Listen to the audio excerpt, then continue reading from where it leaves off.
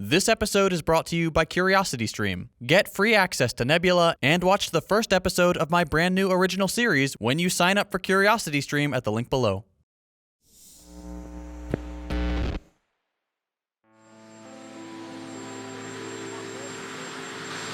I just want to tell you that America is the greatest place on earth. The greatest place on earth. Thank you very much. America is the greatest place on earth. For a long time, this is the sentiment that dominated American culture. For all its problems, American patriots, foreign states, and political scientists alike had long agreed that the United States was exceptional in the modern world. Whether it was because of its disproportionate and powerful military influence, its economic dominance, or its diplomatic power, the US occupied a place like no other on the global stage. The United States of America was a global hegemon.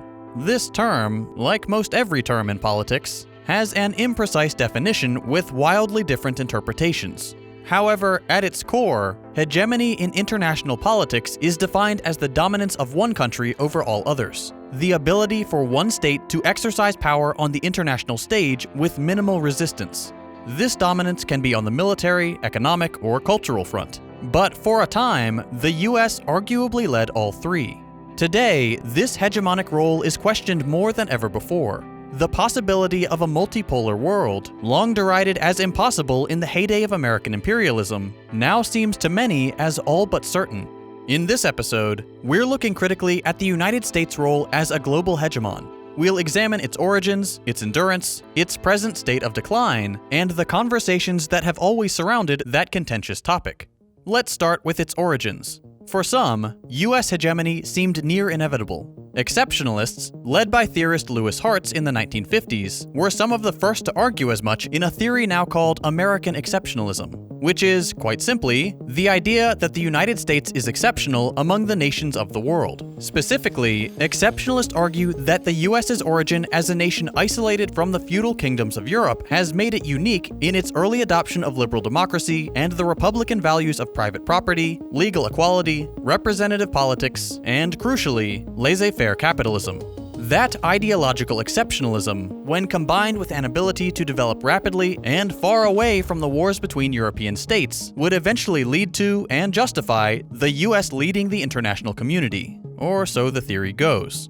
For how simple this idea was, it rang true to a lot of political thinkers, and who can blame them? When Hartz introduced his theory of exceptional American hegemony, the US was very clearly a global superpower. From the Second World War, the US had inherited an image as a military superpower backed up by a nuclear arsenal, a network of allies in what became NATO, and a rapidly expanding map of military and naval bases. On the economic front, the US was not only the world's wealthiest country, but the Marshall Plan had built Europe's economy on the palm of the US's invisible hand. Bretton Woods, a US-led economic partnership that gave birth to the IMF and the World Bank, tied the developed world's economy to the American dollar, and the funds for development aid to poorer countries to the West. Finally, when the Berlin Wall came down with the USSR a couple decades later, the US declared victory over the economic, political, military, and cultural contests. It was, by all accounts, the leader of the world in every domain. For some, this signaled a new era in global politics. American political scientist Francis Fukuyama went so far as to proclaim it the end of history. While some could argue his thesis deserves a bit more nuance, its most basic conclusion was that the question of political ideology now had only one answer: global liberal democracy. So-called Western liberal thought had won. And with this victory would follow the homogenization of the world's most powerful nations until human government had a singular, liberal form. History had come to an end, and at the end of history stood the United States. This is the world in which the US's power as a hegemon thrived. Of course, the US had always been a country of outsized control and empire. From the original westward expansion and the genocides of Native American populations, to the colonization of the Philippines, Hawaii, the Panama Canal Zone, the Virgin Islands, Puerto Rico, Guam, American Samoa, and the Mariana Islands, the US government was never one to be satisfied with its reach. But hegemony brings an entirely new dimension to this exercise of force: economic dominance. While the Marshall Plan, NATO, and the close alignment between Western nations maintained the safety of US hegemony, the resultant expansion of global capitalism and its neo-colonial chains brought in new economies to bolster its power. In this sense, globalization and the internationalization of finance can be seen as the ultimate act of US hegemony. Transnational corporations, the introduction of which into developing nations was compelled by the high cost of exclusion from liberalized trade, the economic structural adjustment programs by US-led international finance institutions, and violent US interventions make up the United States' contemporary extended arm. While some choose to understand the dominance of international finance as a challenge to the US's political power, this interpretation is misguided. Globalization and internationalized free trade is by and for the United States. It has done more to accrue the power of the US by funneling power and wealth away from developing nations and to America than any exercise of military strength ever could.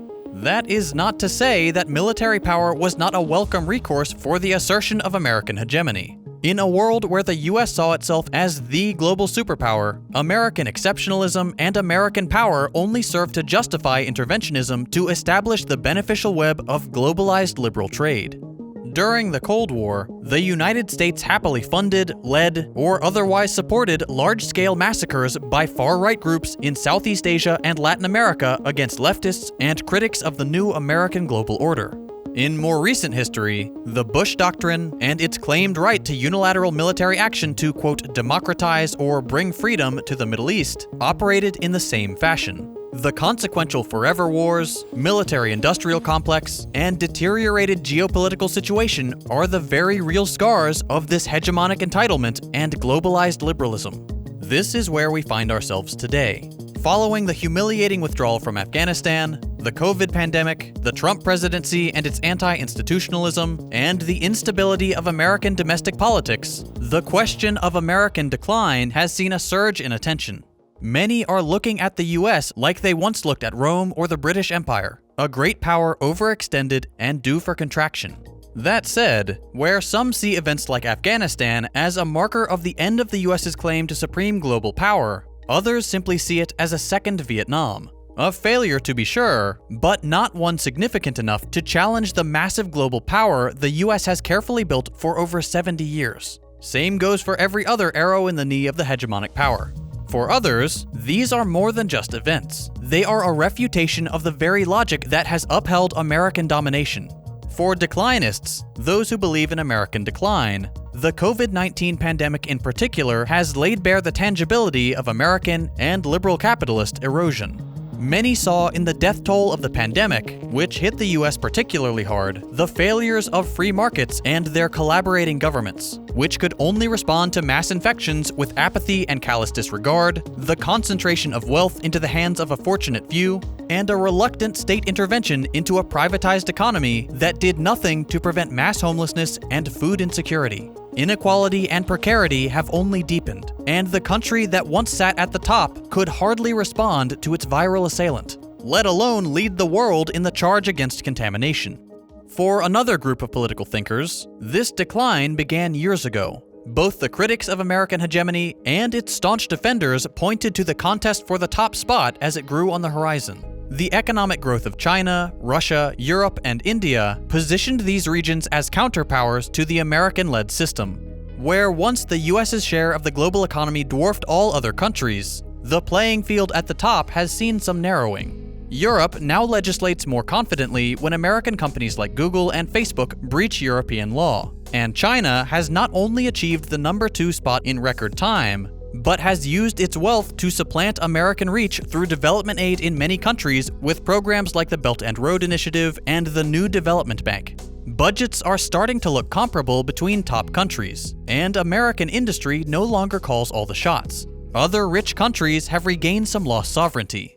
Yet another group views the situation differently, denying that American hegemony ever existed. These thinkers propose instead that its imagination was only a clever bit of storytelling that serves as a post hoc justification of the interventionism of the American empire, weaving the failures and violence of the US's liberal regime into a greater narrative in which even the most bloody acts are justified by the inevitable bend of the arc of history towards justice, meaning here the global liberal order. As one of the most studied concepts in international relations, there is far from a consensus on the topic of American decline. And part of the reason there are so many theories about the decline of US hegemony is because this isn't the first time it's been theorized. Declinism has roots going back nearly as far as the concept of US hegemony itself. For a while, the Soviet Union posed a hegemonic threat to the US, then Japan, then China, Europe, India, and in the last few years, China again. Each time a foreign economy surges, a political ideology threatens American-led liberal capitalism, or a military force swells, declinists emerge from the woodwork to announce the imminent end of the American empire. This time, their predictions might be correct, or they might not.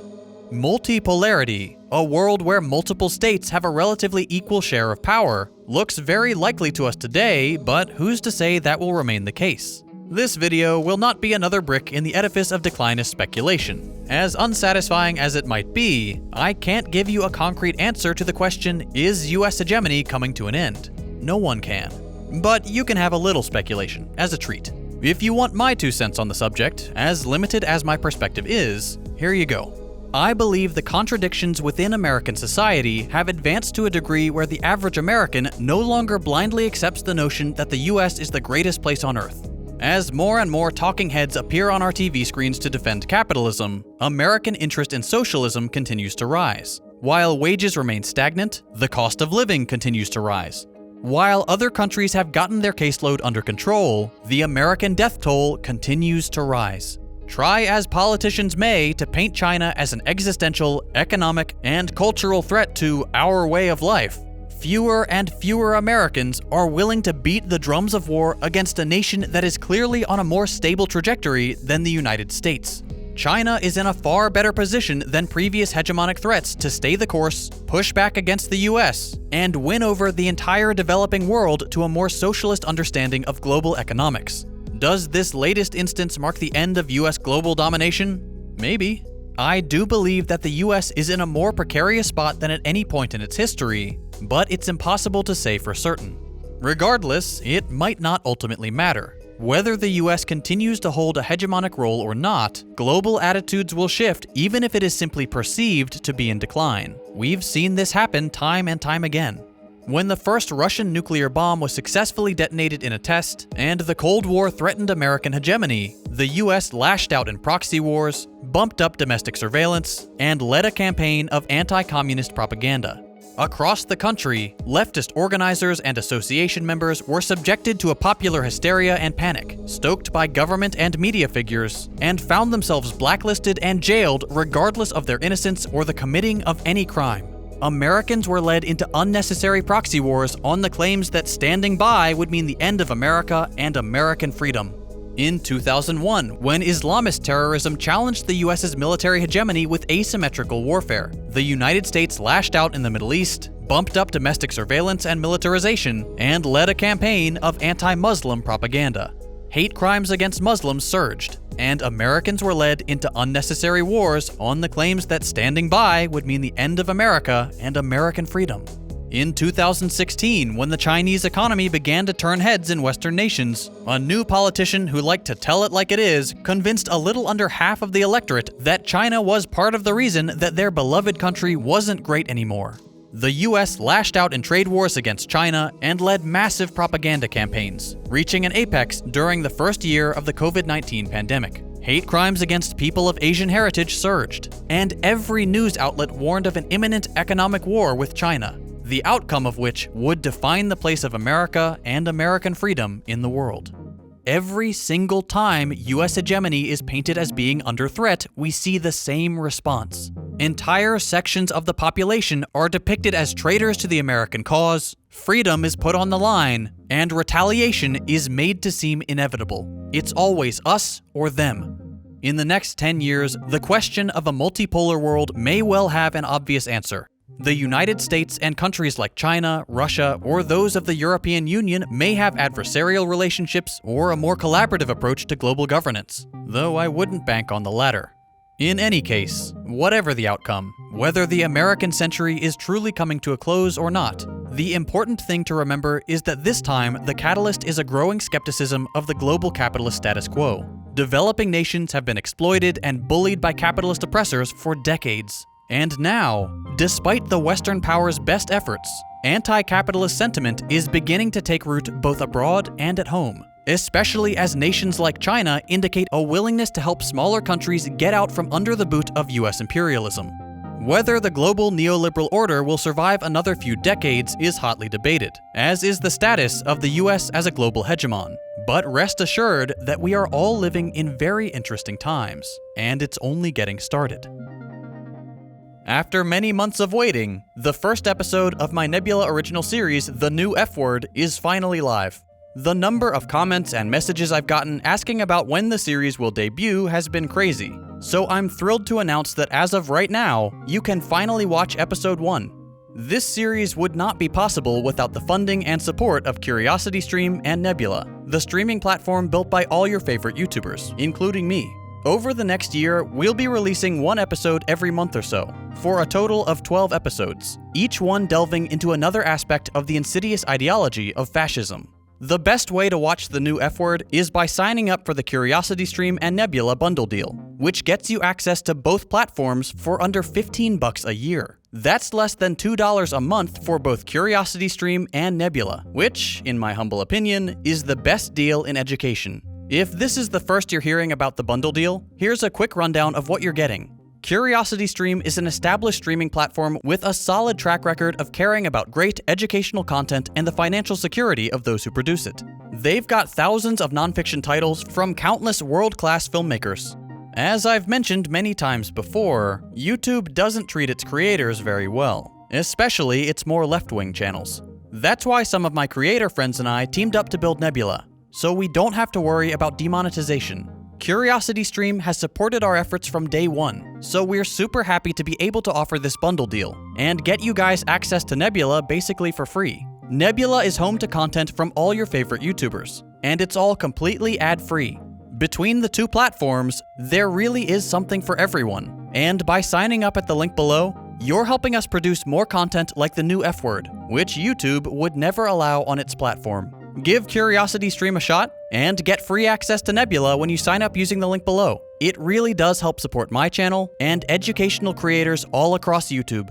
If you enjoyed this video and you'd like to see more like it, consider subscribing to stay up to date with my latest episodes. If you hated it, go ahead and drop a thumbs down. You can check out my previous episodes by clicking the links on your screen. Thanks for watching, and I'll see you next week.